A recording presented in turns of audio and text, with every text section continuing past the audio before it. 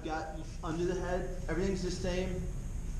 Let's review real quick. Tasha, I think you were sitting on the side when we did this, so let's review. So I'm here in side control, okay?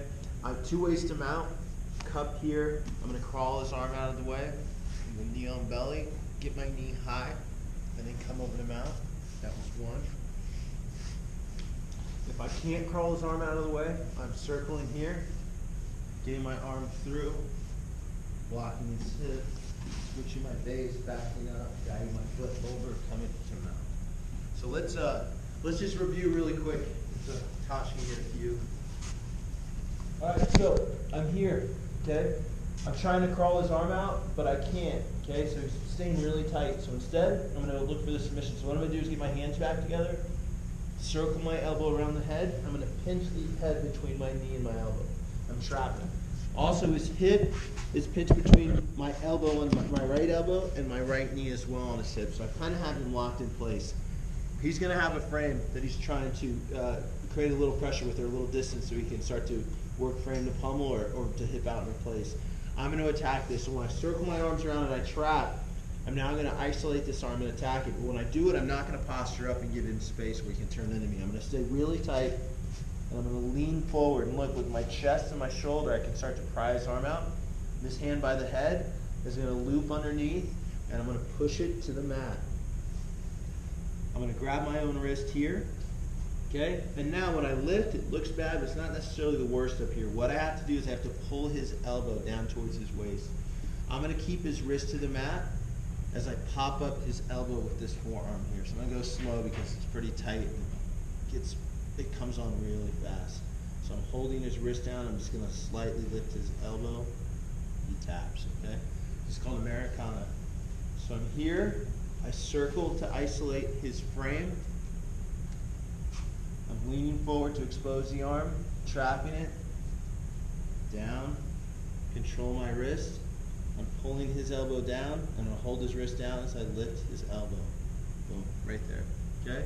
All right, so let's go ahead and try this. Very simple. Okay, so I'm here. I'm looking to attack here. He knows it's coming when I try. Look, so I never, this is never going to work if he's keeping a frame. I'm never going to get his arm down like this. But so you just got to fight it down. Try to get on top of it. But when I get here, he's going to straighten it out. That's his defense to keep me from getting it. So we're going to follow it out. I'm going to extend my body weight, but I'm not posturing up. I'm just extending out. My hand is over the top of his wrist. I need to get his thumb pointed up. So it doesn't necessarily have to be perpendicular, 90-degree angle. You might have to over-rotate it and make that angle tighter here, more acute. And so now I need his thumb up. Once his thumb is up, I'm going to pull my forearm closer to being parallel to his forearm here, but still wide enough out where I can keep this grip here. This grip will not work. Okay, it'll pry your thumb away. It has to be like this. Here, and now my forearm goes on top, my hand goes on top of my forearm. So right here, and if I pull my elbow to his body, generally I'll get my forearm right underneath his elbow where it needs to be for a reverse arm bar. So you got to, it's tricky where the spot is, but once you find it, you'll continually find it. And now, same thing, all I'm doing is pushing his wrist down as I pop this wrist up. So I'm here, and I'm just applying pressure, boom, and get the tap. So again, he's got his frame. I go to attack the Americana, he defends by sticking his arm out. I follow him out, get his thumb up. My right forearm's parallel. My left elbow comes into his ribs. I'm going to hold his wrist down as I pop my wrist up, get the tap, and that's it. So everything's still the same. I attack the the Americana here. He straightens his arm out. I go for the straight arm bar. He takes it down south, so I can't get that arm bar. The minute he takes it towards his hip, I'm just answering the phone, putting my hand on my ear right here and trapping this arm. If he had a gi, I can start to attack here a choke. They always bring their arms up when you attack a choke to defend. And he walks right, go ahead. He walks right into the Americana again. Boom, so I kind of walked him into it. But what we're going to work on today is the arm bar. So I've trapped his arm here, and I'm now going to attack this far arm, and it's going to require my body to move from this side of his body to your side, the side you guys are on. So what I'm going to do is, when I'm ready, I'm going to reach down and cup his shoulder here, okay? And I'm going to pull this hand in on the mat and block his face with my forearm here, okay? Now I'm going to create a little space. I'm going to take my right knee, which is on his hip, and drive it to his armpit. All I did was slide it from his hip, Boom, right up to his armpit here. Okay. So here, sorry Tim. Now I'm gonna lift him on his side. This foot is out where you can't necessarily grab it. So I'm here, and now when I'm ready, I'm gonna spin this foot all the way around to his back, like 6 inches from his back, not up against it.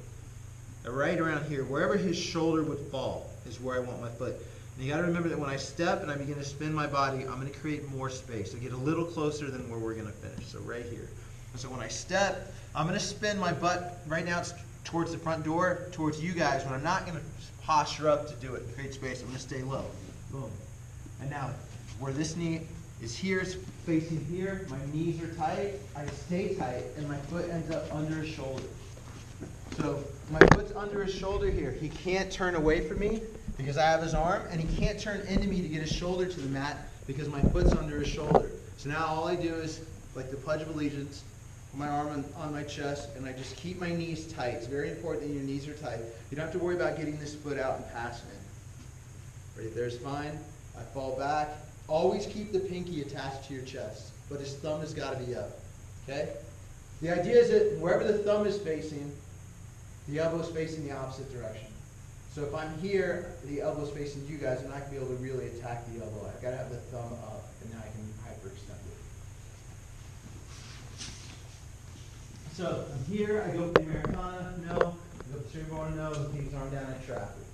I'm going to cup the shoulder, pull my arm in, slide my right knee to the armpit, lift. Step around 6 inches, spin with my foot, top of my foot under his shoulder, knees tight.